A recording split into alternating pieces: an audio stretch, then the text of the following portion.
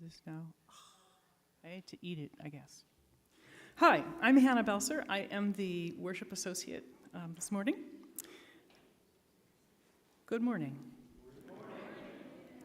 I share leadership of today's service with Reverend Sandra Fees. We gather this morning to celebrate the transformative power of religious community. Whoever you are, wherever you live, whomever you love, whatever you do for a living, you are welcome at the Unitarian Church of Harrisburg. We invite you to join us downstairs in the common room after the service for a bit of snacks and lots of great conversation, otherwise known as coffee hour. We hope you will join us, even if just for a few minutes.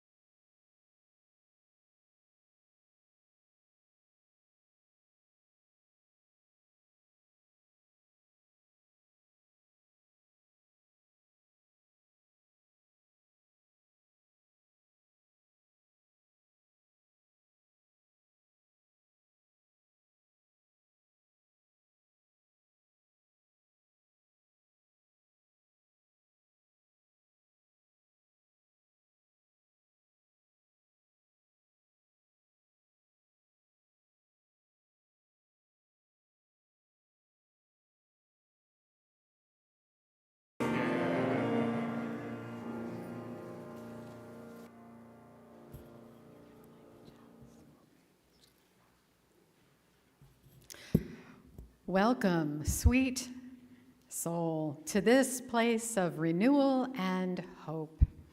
Here we welcome your tender places and yearnings to be fully present. Welcome, sweet soul, to this place of meaning and belonging.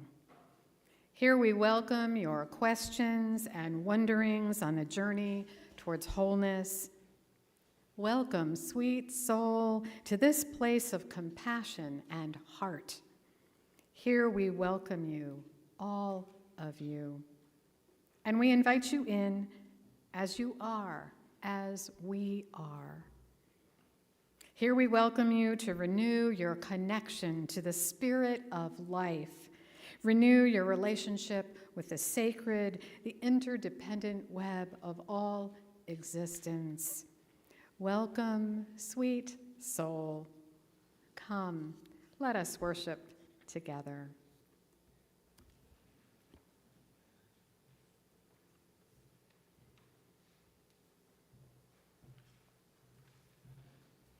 Good morning.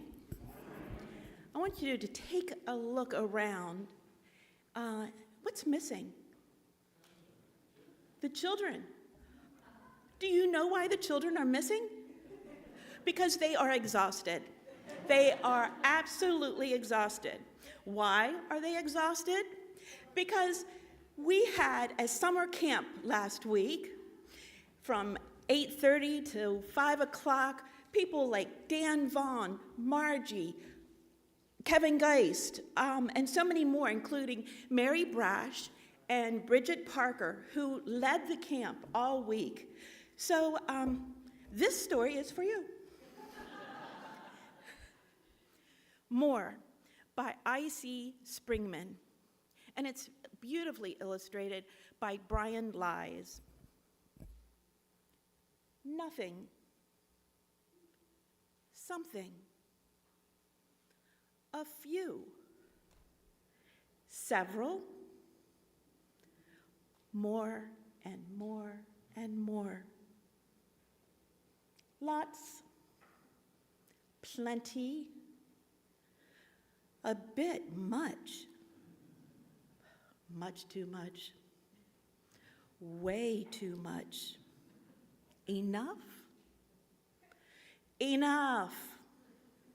More than enough. Everything. Oh no. Less and less. A lot less. Not so much. Not much at all.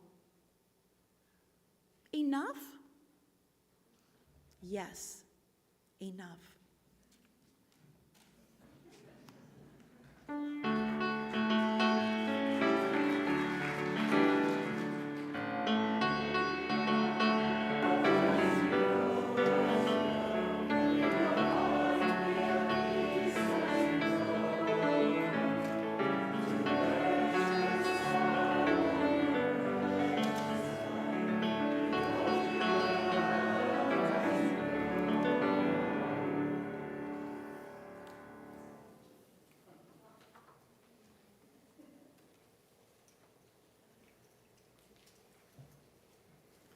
If I seem to be fumbling around up here, you are correct. I haven't been in this spot for over 15 years because I've been on that side. So things are a little different, but it's okay. Things change, right? This reading is called Welcoming the Unwelcome, Just as It Is, by Pema Chodron. We all have moments of appreciating what we see or taste or smell, just as it is. We relax, and out of nowhere, we accept our experience without wanting anything to be more or less or different. We feel that everything, at least for the moment, is complete. Oh, isn't that sweet when that happens? When your mind is open and fresh, we see beauty everywhere, including within ourselves.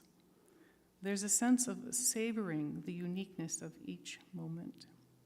Things have never been just the way they are now, nor will there ever be just this way again. We're in tune with the transience of the world, with its poignancy and its profound richness. The idea of appreciating things just as they are, do I need to make a shift here, David? Because I'm so I can do the tongue thing over it. Thank you. The idea of appreciating things just as they are is simple and accessible, but it's also very profound. It's the key to feeling warm and loving toward others and toward ourselves. This ability to open, to experience things freshly, is always present in our mind. We may not sense it at all times, but it is waiting in the background. The question then is how to uncover this ability, how to contact it, how to nurture it. How can we learn to spend more and more of our time in this state of mind? How can we develop trust in the completeness of just as it is? When you feel yourself closing down, hardening, and tightening against this precious world or your dear old self, you can use just as it is as an antidote. It's a mantra that you can apply on the spot whenever needed, simply saying, "This experience is complete, just as it is." or I am complete just as I am, is a way of catching yourself as you begin to divide your experience in half into this against me or that against you. It's a way of catching yourself just as you begin to harden into a dualistic way of perceiving of you that inevitably brings struggle and dissatisfaction. Trungpa Rinpoche referred to basic goodness as unstoppable brilliance. Makes me think we should all wear sunglasses every day, all day long.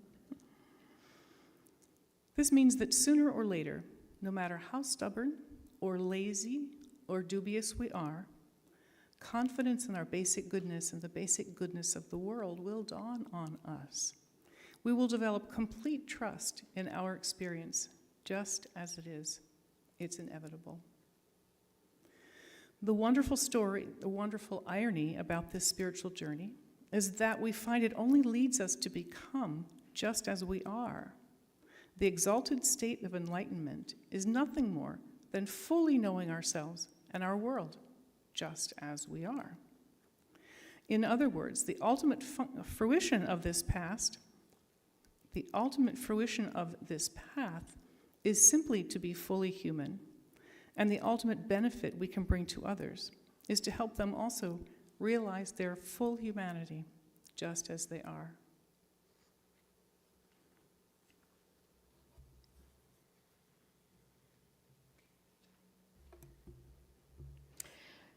We gather on Sunday mornings just as we are. We gather from the diversity of our individual lives. We bring with us our fears, our brokenheartedness, our broken promises, and our hopes and our courage and our joy.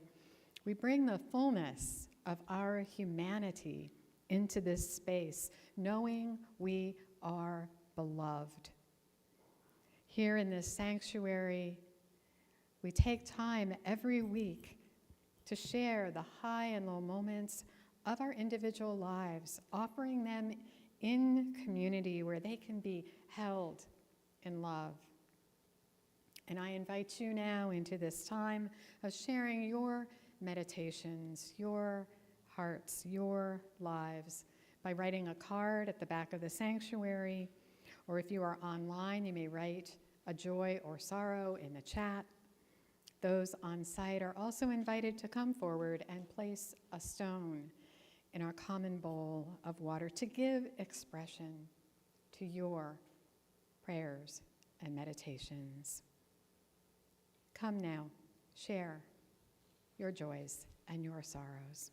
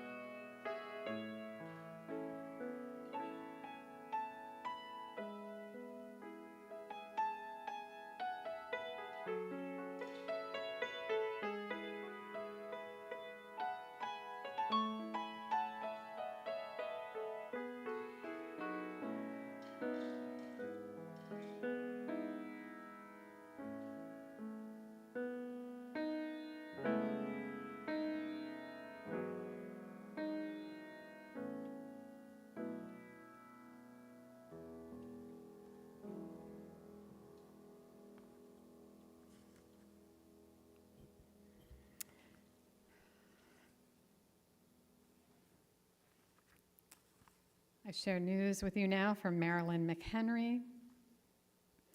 She says, my 9-year-old great-granddaughter Fiona is recovering from a successful liver transplant. The donor is my granddaughter Winnie, Fiona's mother. Also, my 24-year-old granddaughter Imogene left last night for the UK to live with her British husband Ben. So much going on in Marilyn's life. Karen and Ed Sykes share, our son learned how to work 12 plus hours in 100 plus temperatures for 3 weeks. He is now back home in Omaha with no flooding damage. So we share those joys and sorrows. And we'll hold them now in a shared reading.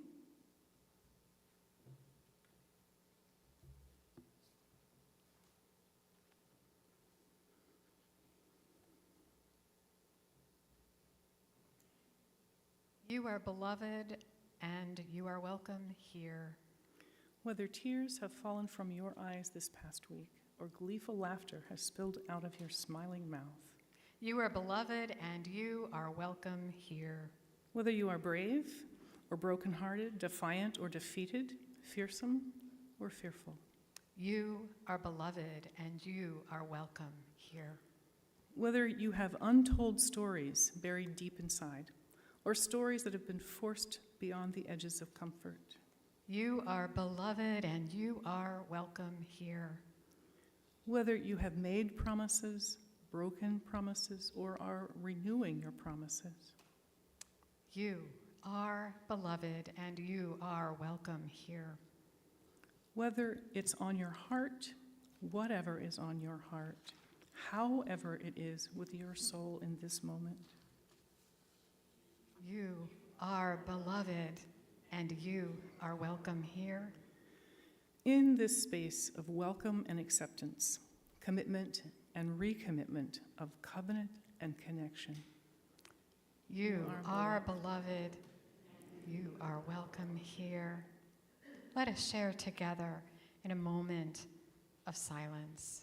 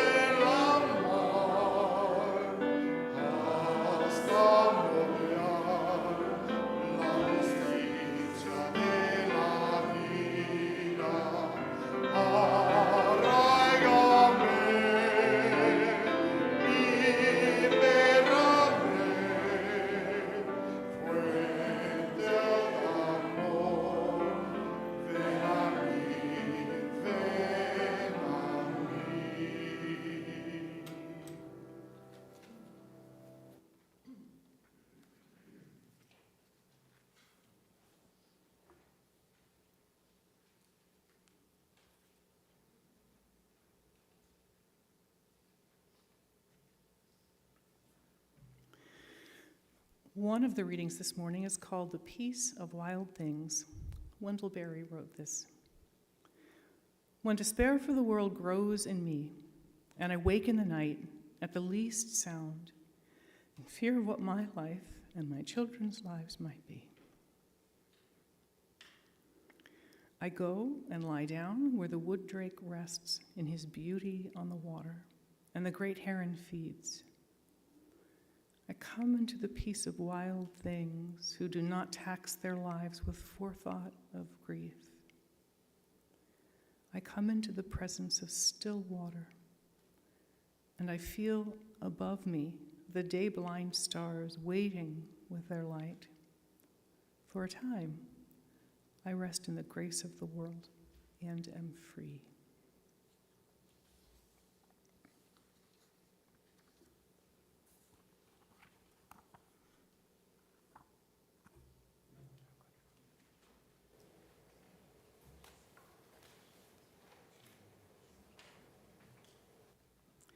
As a perfectionist, it's kind of hard for me to make these mistakes in front of you.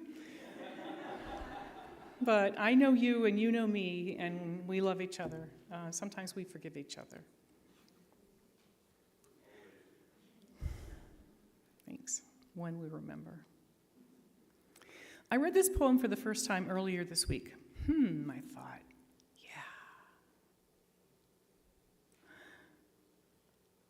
I would like to respond to this reading post-debate with, no. Can simple things help us during a 3-alarm fire of an event? Bear with me. Recently, I've been experiencing what I sometimes playfully call a kerfuffle, but there has been no playfulness about it.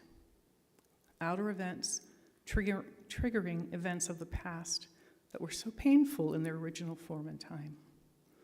Thank the goddess for an effective therapist. And by the way, she has a full load, so sorry.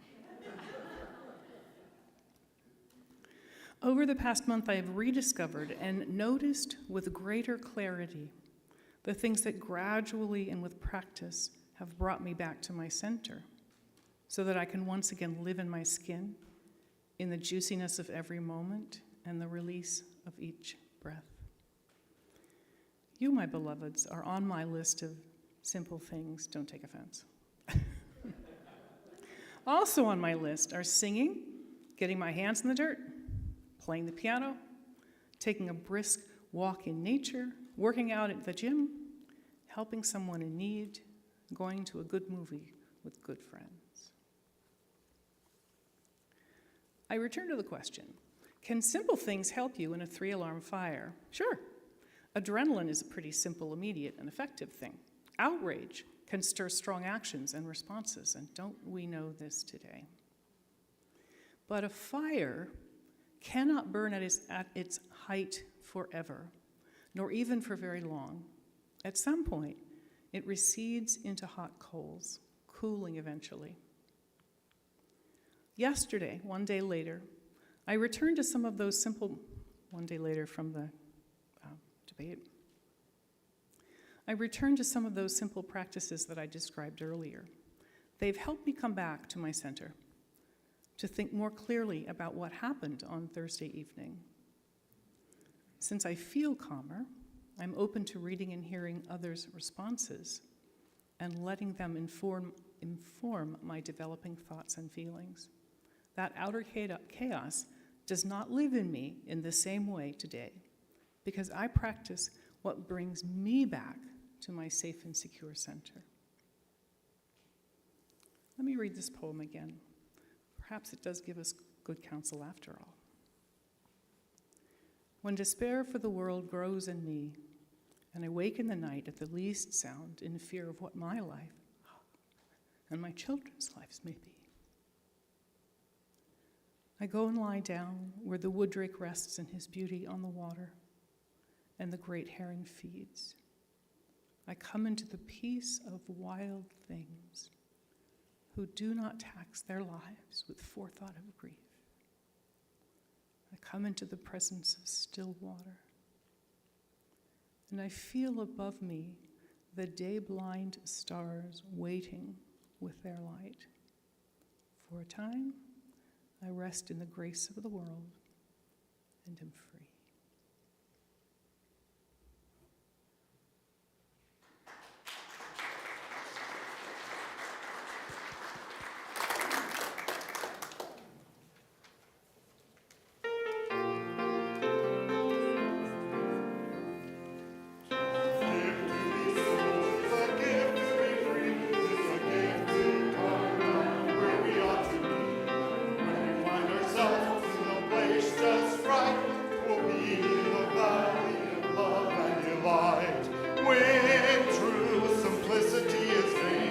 Bow and to bend, we shan't be ashamed. Turn will be our delight, till we're turning, we come round right.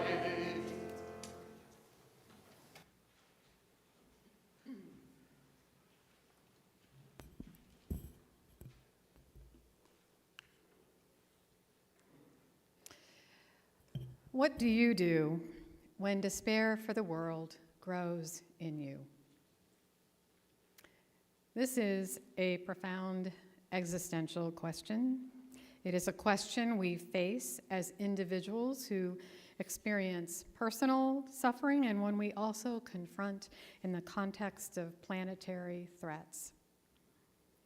Personal suffering can lead us to the persistent sense that all is not well, that we are not well, individually and as a whole.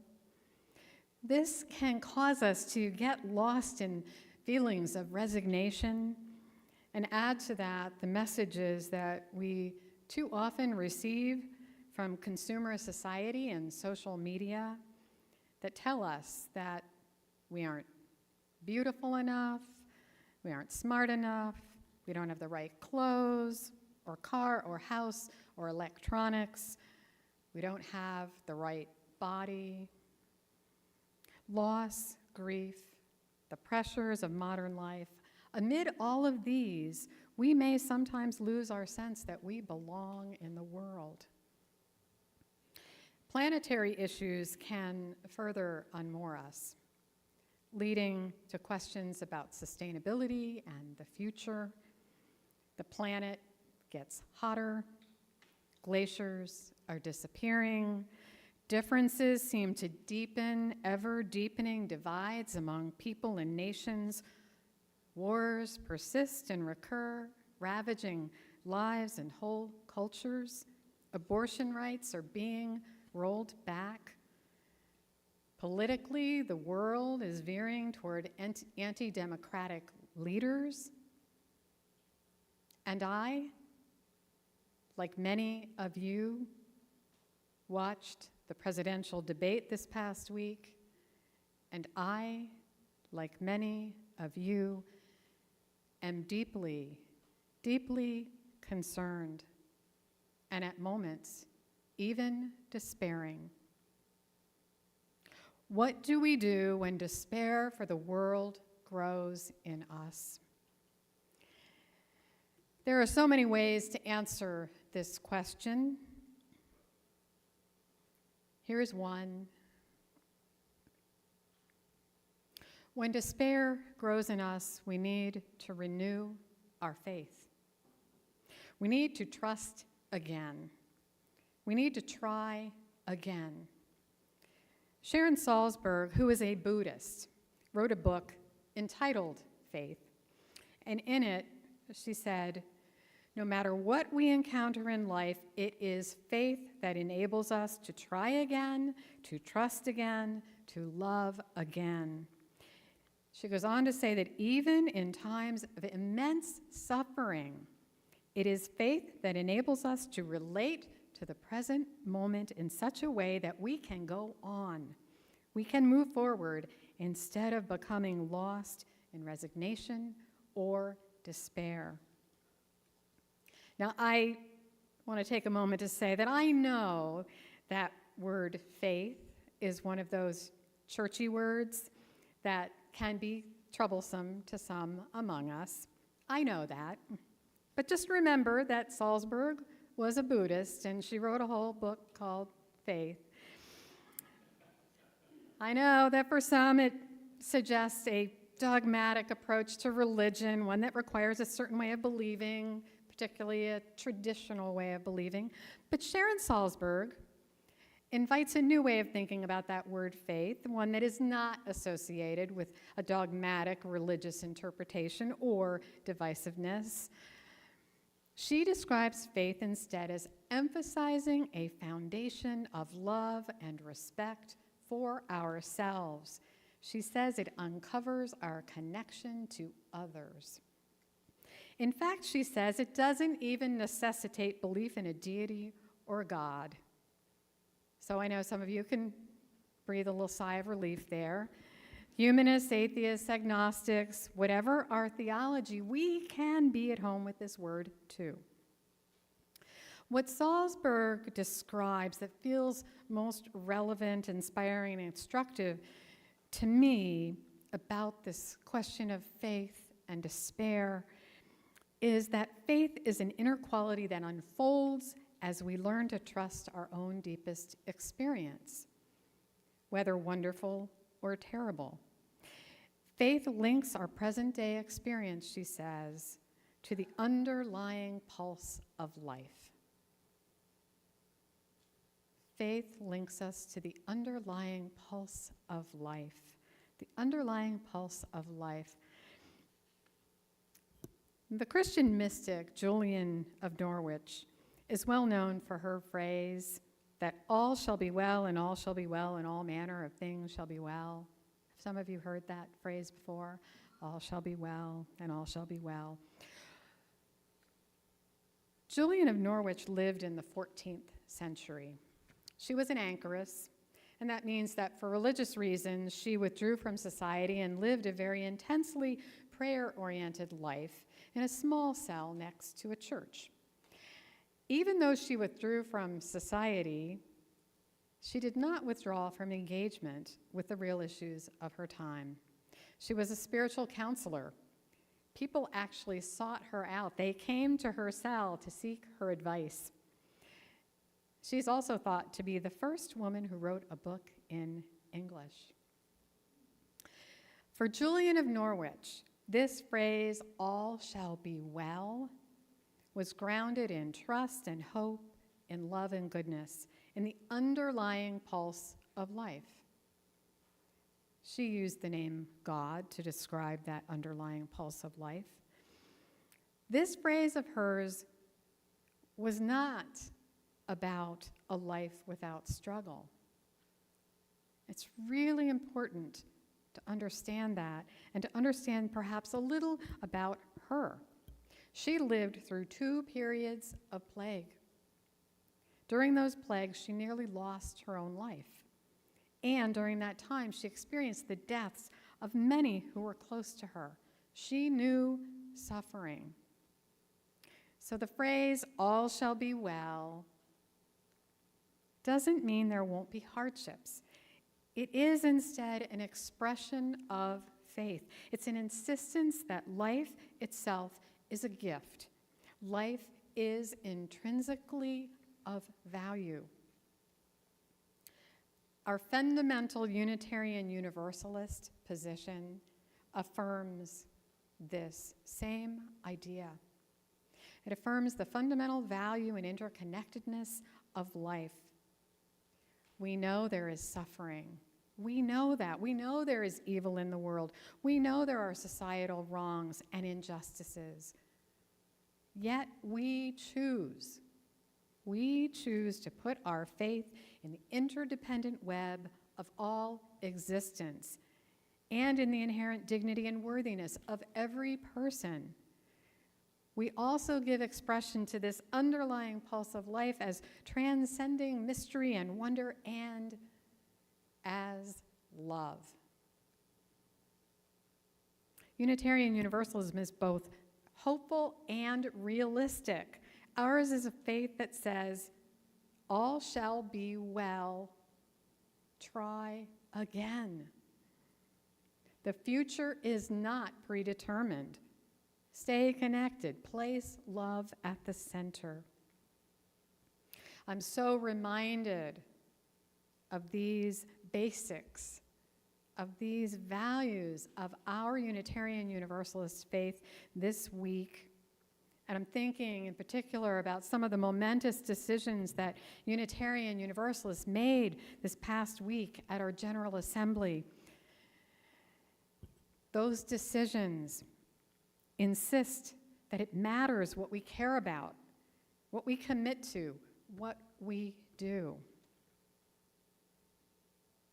We adopted a new statement of values that includes equity, generosity, interdependence, justice, pluralism, and transformation, all centered in love. We also passed a resolution that embracing transgender, non-binary, intersex, and gender-diverse people is a fundamental expression of UU religious values. The resolution urges our congregations to honor, defend, and celebrate the spectrum of gender identity and to affirm that commitment through our actions. General Assembly delegates responded to the violence in the Middle East, not with despair, but with statements to guide our response. An action of immediate witness was adopted, affirming solidarity with Palestinians.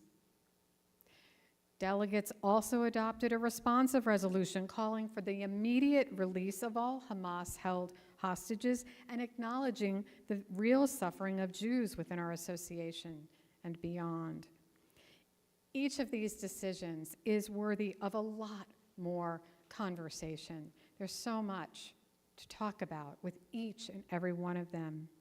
And I hope that you as a congregation will have those conversations in the coming weeks and months. I offer them now as witness to our engagement in the real struggles of our world and our commitment to being a positive force for love and change, even when we might be struggling with despair around some of these concerns and issues. Though despair for the world may grow in us, we don't give up. We still see that underlying pulse of life as one of worth. We try again. But there's something else. When despair grows in us, we also need to take time to rest. We just do.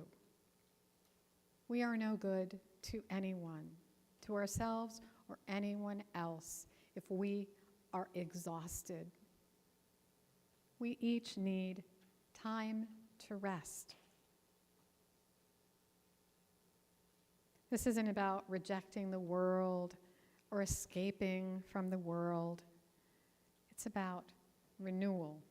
It's about taking care of ourselves so that we can be whole, healthy, engaged, so we can try again. Wendell Berry says that when despair grows in me, I go and lie down where the wood drake rests in his beauty on the water, and the great heron feeds. I come into the peace of wild things who do not tax their lives with forethought of grief. Those beautiful words that you heard Hannah read, and I just shared a section of, those words are in the gray hymnal, and you can find them there. If you did not know, they are included in our sacred readings. Barry is not abandoning the world and its problems. He isn't trying to ignore it or give up. He's trying to find the way forward. Sometimes we need to go to the beach or wander in the woods. Sometimes we need to unplug from the news and our electronics. Maybe you need to go on a silent retreat. I tried that once, by the way. I didn't actually know it was going to be a silent retreat. So I kind of fled from it. Yeah, so maybe now I'd be okay with it. I don't know, but then it was not renewal for me. Perhaps you just need to let yourself be lost in the present moment for a while. Find that grace so you can be free. I think of this very simple experience I had one day. I was walking around my neighborhood, and I passed these two young girls, and I was really absorbed in my own thoughts and worrying about chores and responsibilities and the world, all of it, just in my own head. And the youngest of these two girls just called out to me, "Hi." Don't you love that? And I called back. I kind of had to come out of my zone I was in. I went, "Hi." And she said, "I want to give you this." And she dashed towards me, and she presented me with a dandelion. And I was so happy in that moment. A dandelion. I looked at it, I was like, "Oh, a dandelion, thanks." And then she just skipped off to rejoin her sister, sing-songing, "Have a great day." And I stopped and just looked at that dandelion for a while. Such a simple thing. A lot of times we call it a weed. Try to root it out of our yards and get rid of it. But such a simple thing, this flower she'd found along her walk and decided in a spontaneous moment to share with me. To share that moment of joy. To make that small but profound human connection. When I need to have my trust in life restored, when I need to find a way to move forward from despair, I need something as simple as that. I need something that will turn me back around toward love and delight. A few minutes ago, we sang that lovely Shaker tune. 'Tis a gift to be simple. 'Tis a gift to be free. 'Tis a gift to come down where we ought to be. And when we find ourselves in the place just right, 'twill be in the valley of love and delight. Love and delight. When true simplicity is gained, to bow and to bend, we shan't be ashamed. To turn will be our delight, till by turning, we come round right. I wish all of you the simple gifts of love and delight. When despair grows in you, may you, for a time, rest in the grace of the world and be free. May you have faith in the underlying pulse of life, which we might call love. When despair grows in you, remember that you belong. You belong. You belong here on this planet. You belong here in this sacred space. You are welcome here. I wish you all the very best in the days and weeks and months ahead. Reverend Kathy and I, as you know, said our goodbyes to you a couple of weeks ago, our official goodbyes to you. And now this is really, really my goodbye to you. This service, my last day with you. And I do indeed wish you so much good and love and kindness so much in the days to come. I have great hope in what and who you are and where you are going and where you already are. Right? You are enough. You are beautiful. You are beloved. Take care of yourselves. Take care of each other. Take care of this community of faith. This place is special. It truly is. Unitarian Universalism is special and unique in the world, and this church, UCH, is also.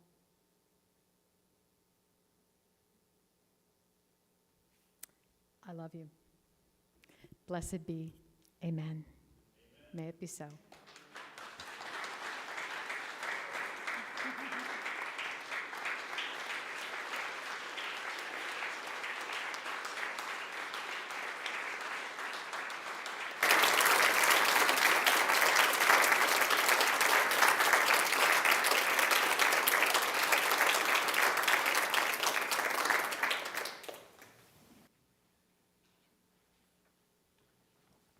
It is my turn. I just checked what. It's great to get everyone moved and then ask for money.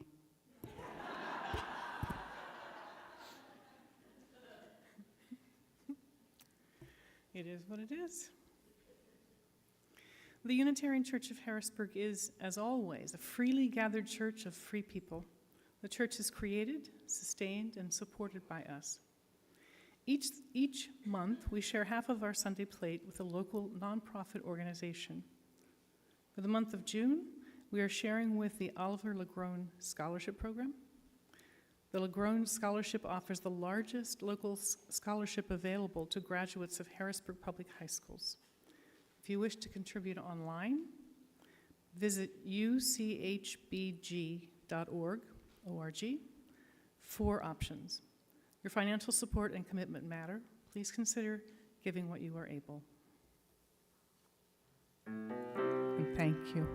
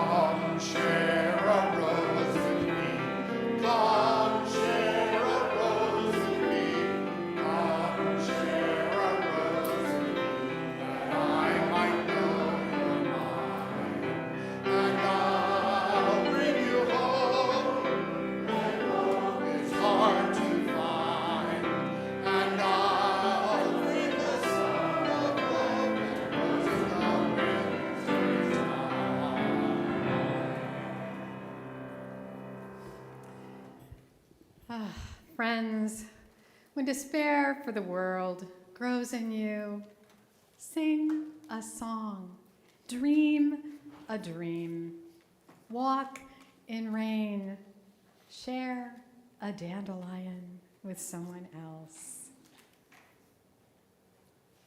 When despair for the world grows in you, rest and try again. All shall be well. All shall be well. All manner of things shall be well. Amen. Blessed be. Be well.